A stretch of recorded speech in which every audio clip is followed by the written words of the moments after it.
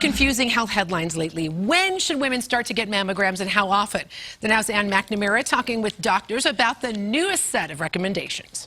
The latest mammogram recommendation comes from a federal panel called the Preventive Services Task Force. They say women ages 50 to 74 should get mammograms every 2 years. Women in their 40s should consider it based on their risk factors. Compare that to the American Cancer Society, who as recently as October said women should start yearly checks at age 45 and only 55 and up should test every 2 years. But wait, there's more. The ACOG recommends women start yearly checks at age 40.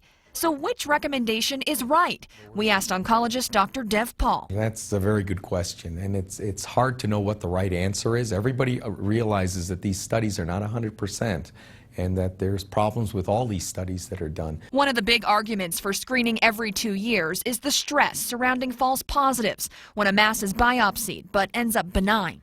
We kind of wasted that woman's time doing all this stuff. It costs a lot of money.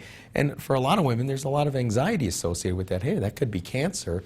You do all this workup and it's negative. But as for patients who come to see him, Dr. Paul recommends starting yearly screenings at age 40, despite conflicting guidelines. The bottom line is that they have some guidelines for us to follow. They're guidelines. Doesn't mean you have to do this or not.